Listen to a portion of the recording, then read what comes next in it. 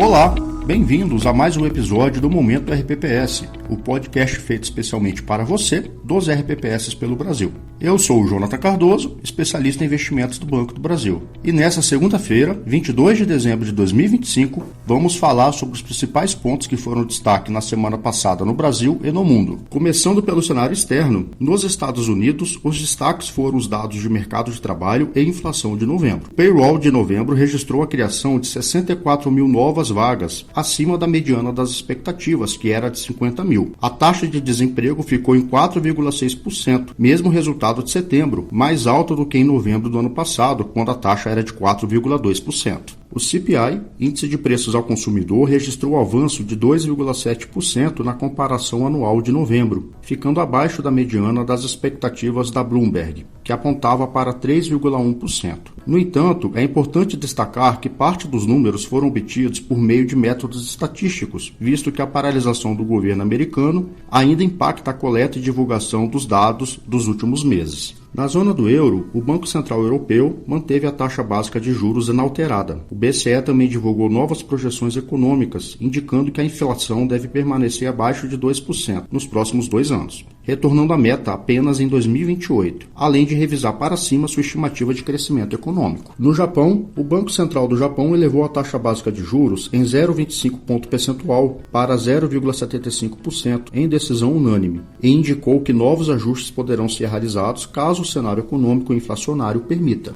Nos Estados Unidos, o maior destaque será a divulgação do PIB do terceiro trimestre, após um período de ausência de divulgação dos dados devido ao shutdown. A expectativa para o resultado é de uma desaceleração para 3,2% após alta de 3,6% no segundo trimestre do ano, segundo estimativas da Bloomberg. Na China, o Banco Central do país toma a decisão sobre as taxas de empréstimos de referência para 1 ano e 5 anos. Os agentes de mercado esperam a manutenção das taxas no atual patamar. No Japão, os dados de atividade, como as vendas a varejo e a produção industrial, assim como a taxa de desemprego, serão o foco da semana. Diante da perspectiva de uma semana com liquidez reduzida devido ao feriado natalino, esperamos que os ativos se comportem em modo de cautela, com viés de baixa para as bolsas e curva dos treasuries e valorização do dólar frente à maioria das moedas.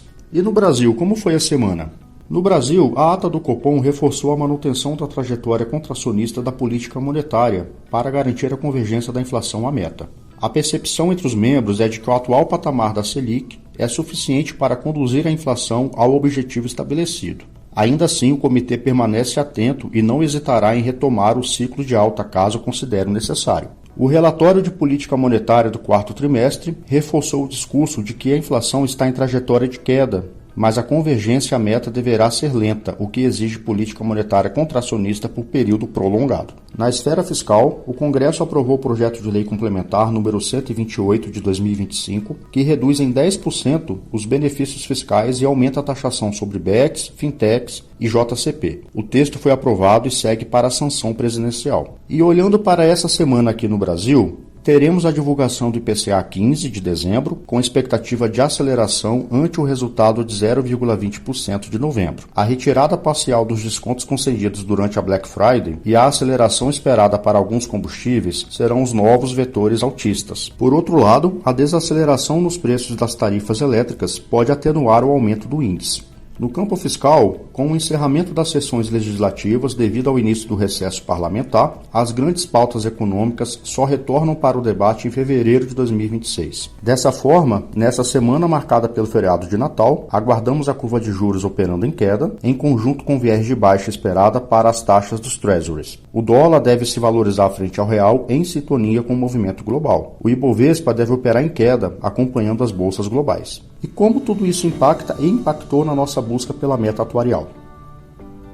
Estamos em um cenário de trégua nas tensões comerciais globais, continuidade das políticas monetárias nos Estados Unidos e no Brasil, e um mercado que começa a precificar um cenário mais equilibrado à frente. Assim, seguimos atentos às oportunidades, mas com cautela diante das incertezas e constantes mudanças que estamos observando ao longo do ano. A manutenção da Selic em patamar elevado continua beneficiando a exposição em renda fixa pós, incluindo fundos atrelados ao CDI, como o BB Renda Fixa Perfil e o BB Renda Fixa Corporate Bancos, além de fundos pós de crédito privado, que permitem capturar ganhos que superam o CDI com baixa volatilidade, como o BB Espelho Rege Institucional e Equilíbrio 30. Considerando as expectativas de quedas de Selic ao longo de 2026, a alocação em pré-fixado também se mostra como uma opção com ganhos atrativos dentro da renda fixa. Para a renda variável, o fundo BB Ações Governança se destaca por ter alocação diversificada em empresas de maior liquidez e acompanha o índice de governança corporativa da B3.